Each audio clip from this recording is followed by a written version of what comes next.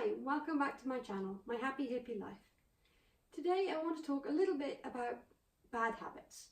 We've all got a vice of some sort, something that we tend to do too much of that isn't of benefit to our lives. It might be social media, using our phones and internet and such too much.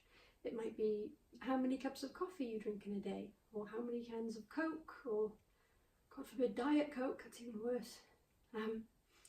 Cups of tea, or perhaps how many you buy. It might be more of a monetary thing. How many cups of Starbucks or Costa do you buy on the go?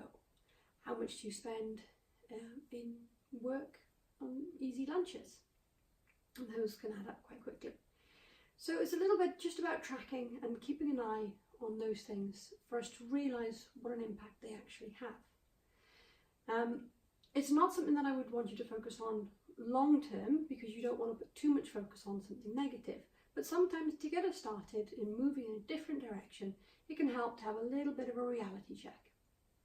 So with that in mind, the best way that I found to do that is tracking. You might perhaps use a little notebook like this. So for spending, perhaps if you're doing spending, write down every single amount of money you spend in a week. Everything. From a few bits and bobs in the shops on the way home from work, lunch in work, whatever the kids nag you to buy when you're at the grocery store, everything, your food, leisure, every single item of spending. Because when we're tracking our spending, when we're trying to keep an eye on budgeting, you look at the bills in and the bills out, and perhaps your main weekly shop, but you don't notice the little things, and it's those that creep up, and they can add up to hundreds by the end of the month. If it's coffee, easy, same thing again.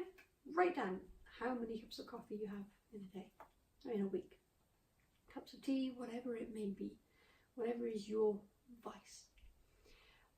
For social media, for internet use, with an iPhone, this is particularly useful. I'm not sure how you would go about it on Android. Their accessibility is dreadful, so I don't know, I don't go there, I don't use it. I did buy one once, an Android phone, and there was an accessibility option in the menu, and it had a little disabled wheelchair icon, and I clicked on it and it was empty. It was just an empty menu for you to put other people's accessibility apps in. I thought they'd let someone else do that. I'm sure it's got a bit better by now, hopefully, but I think Apple still have the gold standard on accessibility. They make it a lot easier for me, so that's the products that I tend to use.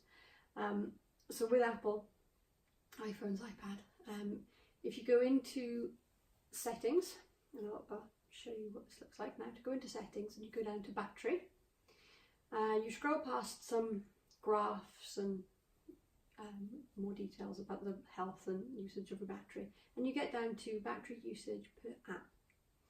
Now, if you were to click on Facebook or Safari, if you use it through the internet instead of the app, or Twitter, Instagram, whatever it would be, if you go down to it, it'll show you the percentage of the battery usage. But if you click on it, it changes and it shows you how many minutes you've spent, or hours, in the last 24 hours. And a little bit further back up, you can change it from 24 hours to 10 days, the last 10 days. That's the scary one. You want to click on your Twitter, Instagram, whatever it is, the last 10 days and see how many hours there were. If that's a vice for you, that's an unpleasant button to click. But it will show you, and it is a good reality check. So you can keep an eye on that 24 hours through the week and see how much you can bring it down. So again, I want to reiterate, it's not something to focus on too much for the long term. This is just a short and sharp reality check. If it's bad, at least you know. You know now, you've realised that's information you didn't have before. So you can put a stop in place, you can put methods to try and curb that, even just the awareness itself is usually enough to bring that usage or spending or habit or whatever it might be, to bring it back down, bring it back under control. So it's just a quick little tool that we can use just to get an idea of how much of a problem a certain problem might be. And then we can look at good ways of replacing that, perhaps a drink that you're going to choose instead of your coffee. Perhaps a book that you're going to read instead of being on Facebook. Perhaps something that you're going to save for with all the money that you're no longer spending in Starbucks. So once you've got an idea of what your vice is, how bad it is, Then we can look at how you're going to flip that and change that time, that money, that usage, those calories into something that is of far, far more benefit for you. But you have to know first. So I hope that might be of help to you. Knowledge is always a good thing. The more you know, the more we can use that knowledge as a tool for change. So have a little look over the next week at what your vice might be, and let's see how we can change it. All the best. I hope you have a great week, and I'll see you in my next video.